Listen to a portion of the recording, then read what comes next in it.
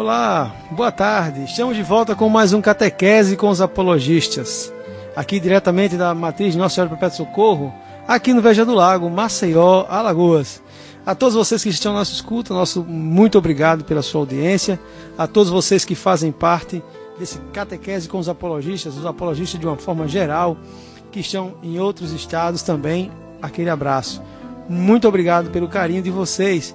Temos recebido pelo Zap muitas mensagens de incentivo e nós pedimos ainda que rezem por nós para que continuemos fazendo nosso trabalho conforme a graça e a vontade de nosso Senhor. Em nome do Pai, e do Filho e do Espírito Santo. Amém.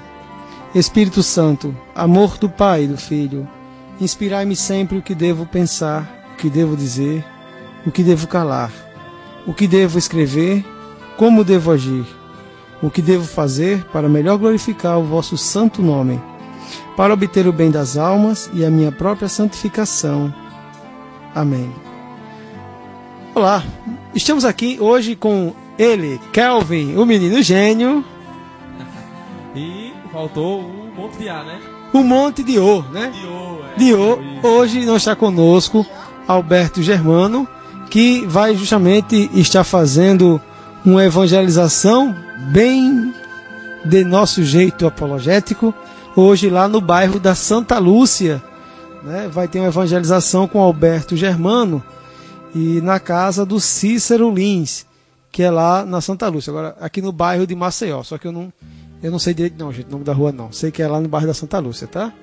Pois bem, estamos aqui também com duas catequistas, Poliana Silva e Andressa Rafael. Estão aqui também. Andressa Rafael. Ela bota Rafael, mas é Rafael. Ainda queimo mais. E ainda temos aqui o catequizando Ioannes Henrique, que também está aqui conosco. Estamos aqui no pique. Vamos lá. Hoje, como sugestão dos nossos amigos apologistas de todo o estado, Douglas Manuel, ele disse que hoje já está fora do ar, disse que está numa cidade que não pega sinal, né? Mas a todos vocês, amigos, que eu não lembro ainda do nome dele no WhatsApp, do Catequese com os Apologistas de uma forma geral, o meu abraço, e saiba que eu me sinto mais forte com suas orações.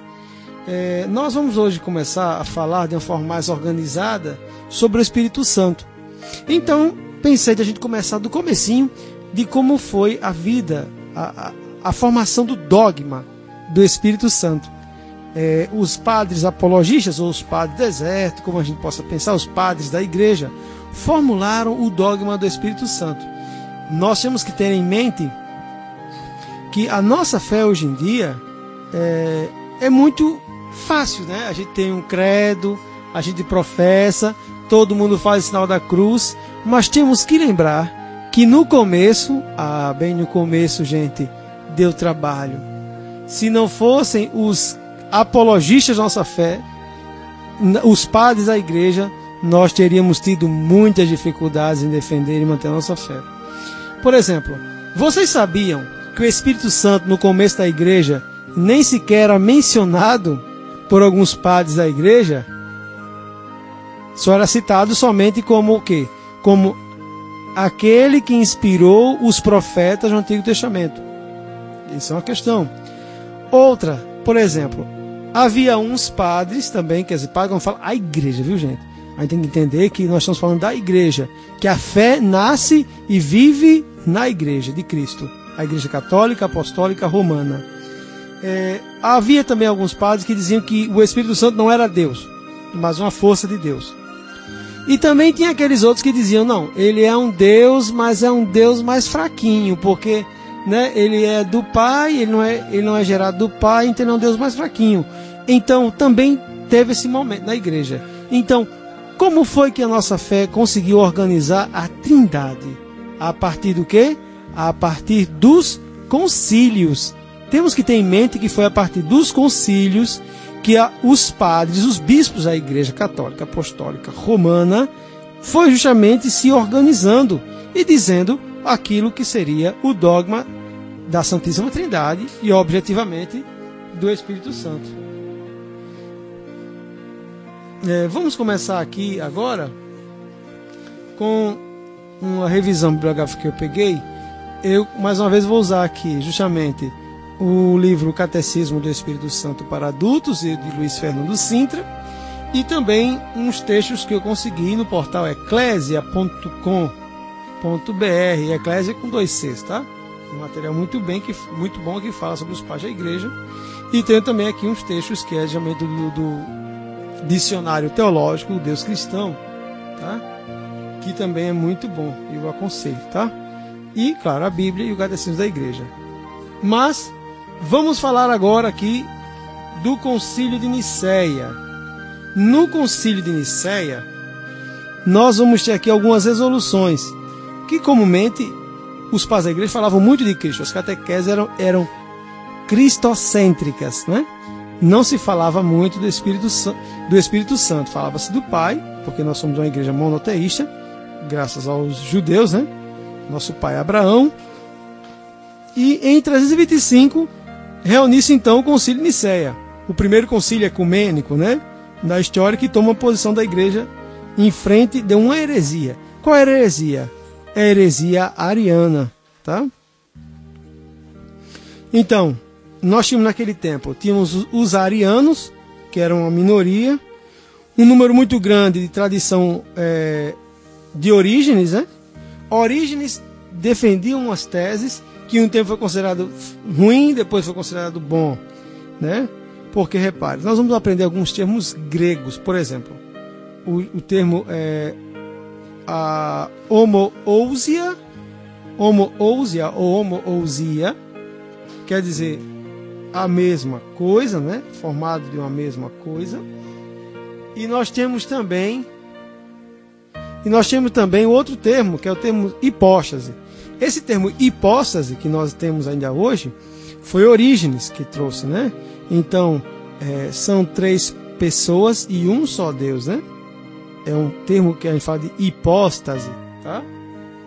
Pois bem, vamos aqui ver aqui, deixa eu pegar aqui justamente como era que pensava Orígenes, né? Vamos lá. Vamos começando aqui, pegando o material aqui, eu fiz aqui uns rabiscos aqui. Pois bem, os padres apologistas, né, aos seus olhos, a função essencial do Espírito Santo era justamente de inspirar os profetas.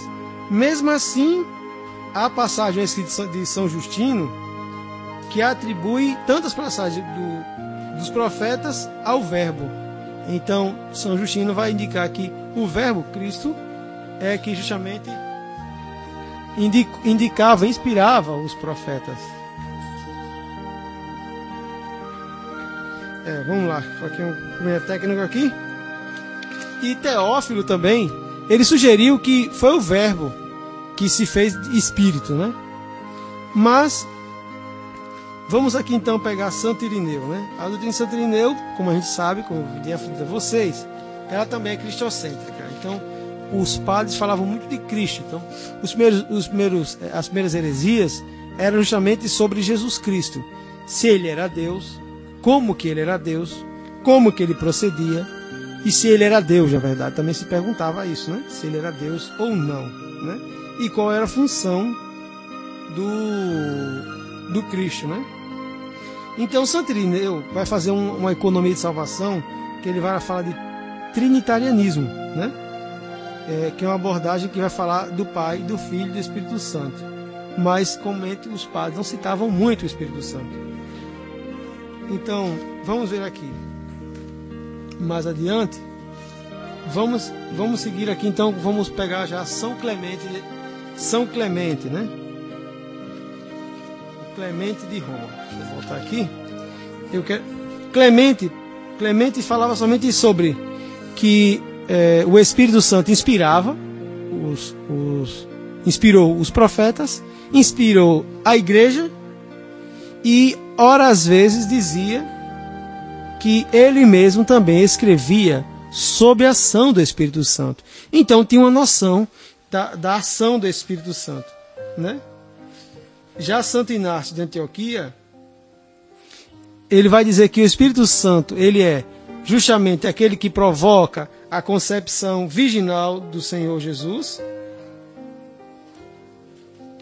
e que o Espírito Santo confirmou a hierarquia da igreja. Esses são os escritos de Santo Inácio em Antioquia, né? E ele ainda falou pelo próprio Inácio, né? Em um texto que ele, na carta de Inácio, ele vai citar justamente assim: alguns desejaram enganar-me segundo a carne, mas o Espírito, que é de Deus, não se deixa enganar e revela seus segredos.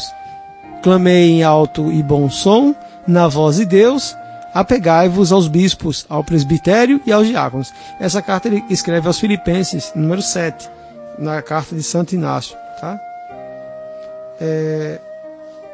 De uma forma geral, gente, o que é que nós vamos ter falando sobre o Espírito Santo? Nós temos algumas dificuldades de enquadramento do pensamento com medo da heresia, né? Porque, repare, já foi uma dificuldade aceitar Jesus como Deus. A gente pensa que, Jesus é Deus, então desde o começo... Bem, a gente tem que entender que isso demorou um baita tempo para ser organizado. Depois que passou, ainda nem mal curada, essa questão de Cristo Deus, já veio justamente as heresias contra o Espírito Santo. Lembrando que as heresias não eram formuladas na intenção de macular a igreja, mas eram pessoas que pensavam e tentavam atribuir uma função ao Espírito Santo ou atribuir alguma coisa à pessoa do Espírito Santo.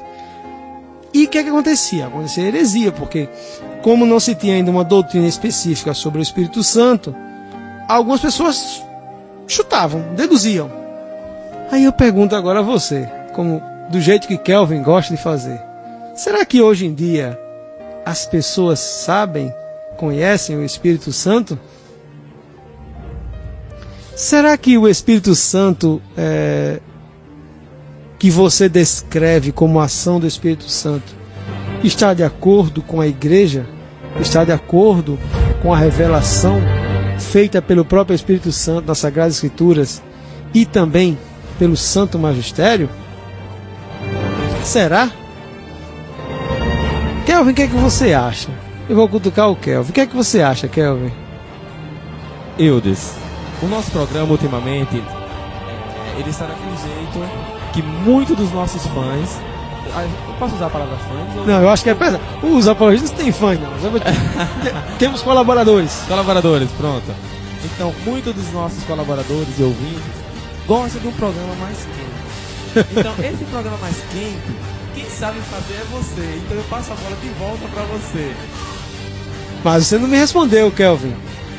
O pessoal hoje que fala muito do Espírito Santo, as pessoas que você conhece, será que elas falam do Espírito Santo ou só falam dos frutos do Espírito Santo? O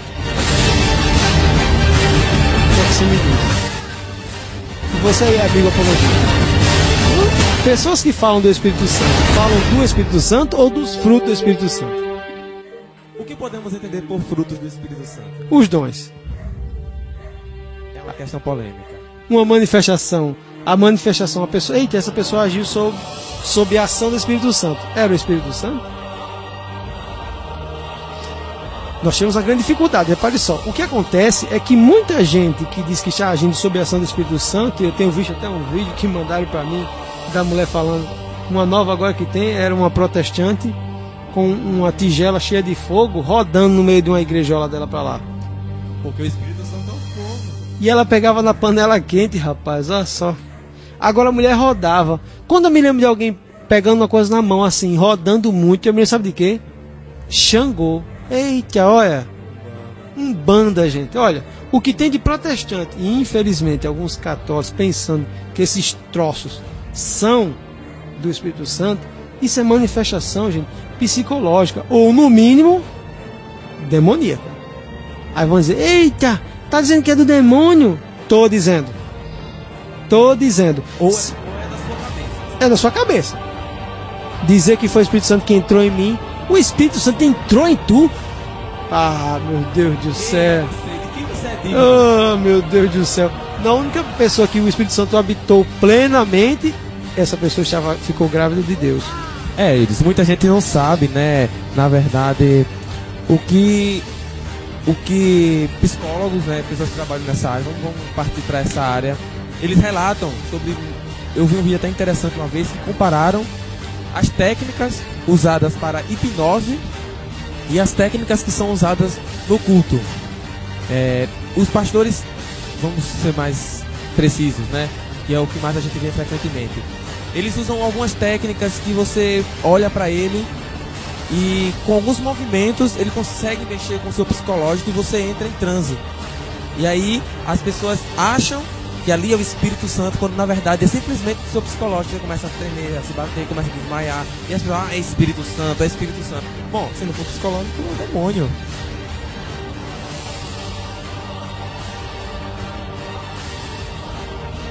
É verdade, tem muita gente que hoje participa da Igreja Católica e que também participam dessas comunidades protestantes, que também foram ou ainda tem um pezinho lá em pezinho cá na Umbanda. E tem muita crendice no nosso povo. Eu tinha falado aqui há um tempo atrás dessa crendice. O que acontece com essa crendice? O pessoal leva a crendice, aí tipo, amava ficar rodando lá no Xangô. Aí o que acontece? Como a Má ficava rodando lá no Xangô, ela agora vai para a igreja e vai querer rodar também dentro da igreja. E não é só rodar não, viu? É pinotar mesmo, gente. É a gente ir pulando e com a dancinha esquisita, que até o pessoal do Cacete Planeta ia rir. Tinha um personagem que mal sabia dançar, né? Qual? Era o Coisinha de Jesus, do Cacete Planeta. Dançava, ele não sabia dançar, né? Mas tem muita gente que faz essas presepadas dentro da igreja. E também fora, né, nas comunidades protestantes também, o pessoal tem esse hábito de vincular a sua antiga profissão cultural, né, ou profissão de fé. Não sei se pode dizer que existe uma fé organizada na Umbanda, né, ou se só vive somente do sincretismo religioso, ou se é uma manifestação cultural, né? Mas reparem só, isso tudo, gente, é trazido para dentro da igreja sem nenhuma análise crítica. Não, vamos trazer para cá, é o Espírito Santo. O Espírito Santo não entra em ninguém. Primeira coisa, vamos botar logo isso. O Espírito Santo não vai entrar em ninguém, ele não entra em ninguém. O Espírito Santo, ele é manifesto como sacramento ou sacramental. Eu disse, o Espírito Santo não entra em ninguém. A gente já entendeu isso. Mas e Satanás? Será que é ele? Olha, a questão da possessão demoníaca. A possessão demoníaca é o pessoal tem muita dificuldade também em compreensão disso. Olha, a possessão, uma pessoa está possuída pelo demônio. Nós não podemos ter dois espíritos. Entendem? A gente não pode ter dois espíritos. Uma pessoa que vive uma vida depravada, né, fora do contato divino, uma pessoa que vive totalmente na desgraça, ou seja, sem a graça de Deus, o demônio que é anjo, mas não sabe todas as coisas, ele se aproxima da pessoa. E uma pessoa, para constar possuída, ela tem que dar ouvidos ao demônio, e ele então vai sugerir nela que ela tome atitudes demoníacas. Então, essa questão dela estar com o espírito dentro dela, ela não tem espírito dentro dela. Ela tem totalmente o seu corpo fechado para Deus. E isso já é o inferno na Terra. Ela segue aquilo que ela procura. Se ela não procura Deus, gente, mas eu não quero procurar Deus. Quem não procura Deus, gente, objetivamente procura o demônio. É a praça mais próxima. É o demônio. Porque ele vai inspirar. A função do demônio é perder as almas. Então, se uma pessoa não quer se encontrar, ela se perde. E quem é o pai que quer perder as almas? O demônio. Ele quer perder as almas todas. A intenção do demônio, gente, é matar, destruir aquilo que Deus consagrou para ele. Aqueles a quem Jesus Cristo desceu do céu para salvar. Então, para o demônio, que não vai parir ninguém, o demônio, objetivamente, ele vai tentar gerir ou gerenciar os filhos de Deus. Quem não quer conversa com Deus vai prestar conversa ao demônio, com certeza. E as pessoas que querem sair desse meio e procurar Deus, mas terminam indo para... Posso citar o nome de empresa aqui? Cita aí. Podem ir para a Assembleia de Deus? Eu falo essa história porque você me contou uma vez, uma história que eu achei muito interessante sobre a Assembleia de Deus que você frequentou uma vez. Então, é interessante procurar Deus nessa doutrina, se podemos chamar de doutrina. Repare, eles têm indicações da igreja, mas eles nunca serão. Nunca serão. Eles não têm os sacramentos. Objetivamente, quem é que se manifesta pelos sacramentos? O Espírito Santo. Não vai. Esse bando de casinha azul que surge aí, gente, tem gente, casinha azul e verde, né? Tem gente aí, gente, que nem é batizado, e aí diz, não, ele foi batizado no Espírito Santo. Gente, com que autoridade você fala isso?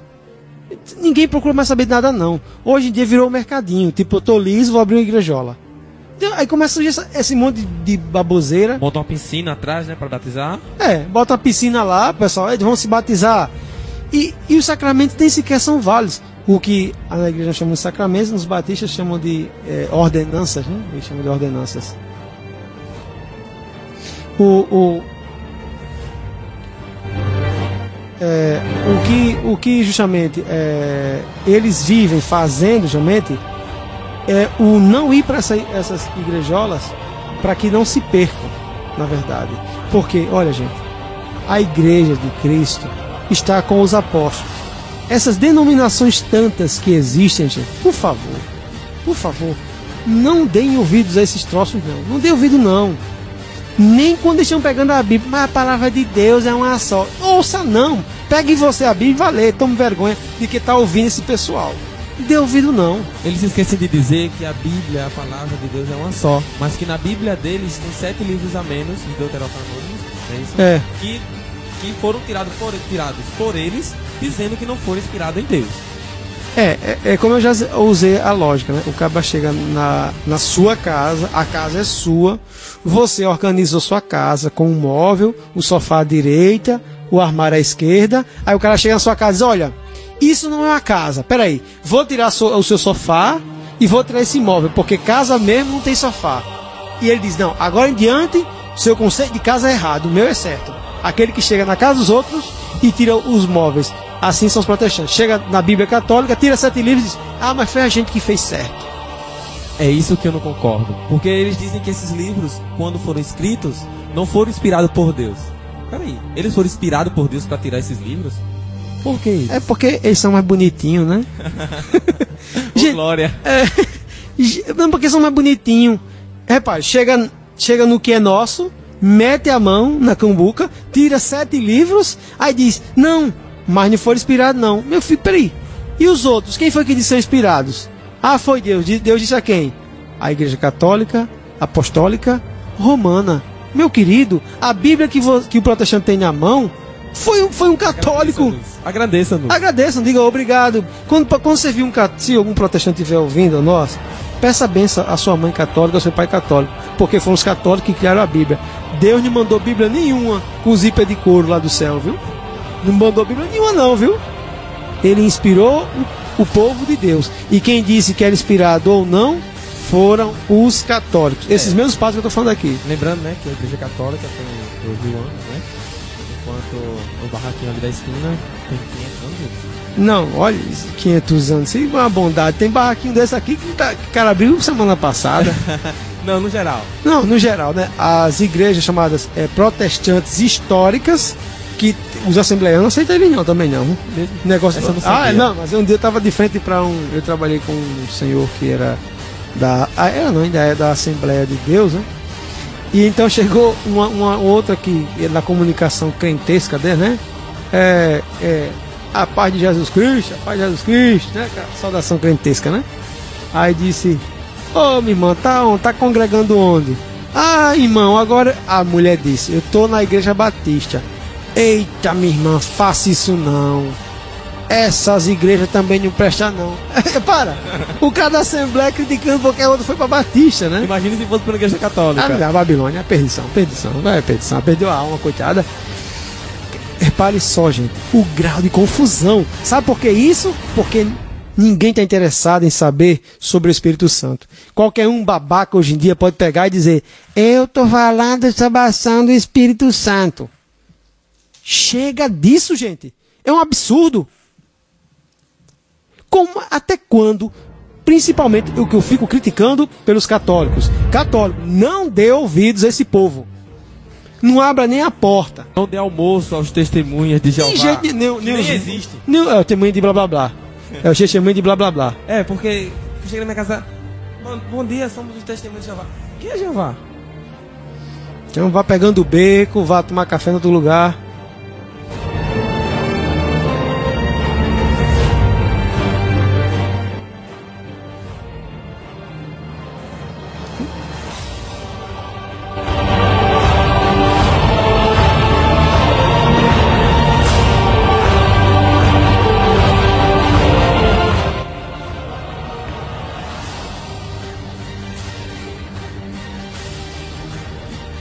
Por que eu estou falando agora dos protestantes de novo, gente?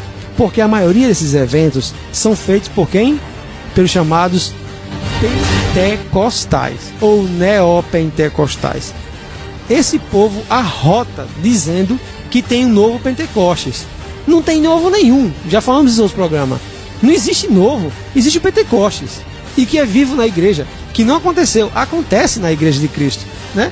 O Espírito Santo tem validade, pá, eita, aconteceu, acabou. Não. O Cristo deixou de existir? Não. Está sentado direito de Deus Pai. Então, Deus não deixa, não tem prazo de validade. Como falamos também na catequese passada, sobre a volta de Cristo. Isso. Não foi? Jesus, ele não está voltando. Jesus está aqui. Ele já veio. Ele já veio, e está aqui. Está aqui. Então, aí o pessoal, não, mas ele vai voltar. Gente, ele vai vir como juiz. Ele vai consumar a criação. Consumar. Ninguém terá esperando arrumando a casa, botar bonitinha a casa, para dizer, eita, não, quando ele vier, vou arrumar a casa, ficar tudo bem. Tá? Não é assim. O que acontece, gente? Nós católicos temos que aprender a voltar para os padres da igreja e perceber quem é o Espírito Santo, a pessoa do Espírito Santo. É claro que, como eu falei, que em João 16 ele vai dizer que o Espírito Santo não vem falar de si, mas daquilo que ouviu. Então, ouviu do Pai e do Filho. Ele participa da Trindade, ele é Deus. E eu estou dizendo aqui com uma proposta para que a gente comece a estudar, que justamente o Espírito Santo, sendo a terceira pessoa da Santíssima Trindade, também sofreu heresias. E hoje também sofre heresias. De que jeito? Quando a gente começa a atribuir tudo ao Espírito Santo sem nenhum cunho, nada. Gente, o que os padres católicos tiveram dificuldade de formular o dogma foi muito grande. Repare só. O Espírito Santo. Vamos agora afunilar um pouquinho mais para deixar você querendo com sede e querendo estudar um pouquinho mais. Gente, o Espírito Santo, ele é uma força de Deus? Se ele é Deus com o Pai e o Filho, mas nós católicos ocidentais cremos que ele procede do Pai e do Filho. Os orientais não, acham que ele procede somente do Pai. Mas reparem só, se ele procede do Pai e do Filho, ele seria neto do Pai? Repare, esses pensamentos, gente, surgiram na igreja. E hoje em dia tem gente que age assim. Não afirma, mas age como se o Espírito Santo fosse uma terceira categoria de Deus. E ele não é. Ele é tão Deus como o Filho é e como o Pai o é. Não há três deuses. E também não existe um escalonamento de Deus. Um deusinho, um deusão. Um Deus maior, um Deus menor. Um Deus em maior grau, um Deus em menor grau. Não, existe somente Deus. Deus, um único Deus. Mas que existe e prevalece em três pessoas. E cada pessoa age em conformidade com as outras duas. Nenhuma age em segredo da outra. Não há como o Espírito Santo agir diferente do que o Pai o fizesse e que o Filho fizesse. A mesma coisa do Pai e o Filho. Senão nós teríamos um trideísmo, três deuses, e não um trinitarismo. Tá certo? Então, nesse programa de hoje, eu quero justamente botar a gente para pensar para o próximo programa que, se Deus quiser, nós vamos ter aqui. E vamos também formular a nossa page para que as perguntas possam vir. Então, de antemão, eu aconselho a vocês: adquira esse livro do Catecismo do Espírito Santo para Adultos, né, da editora Quadrante, Luiz Fernando Sintra.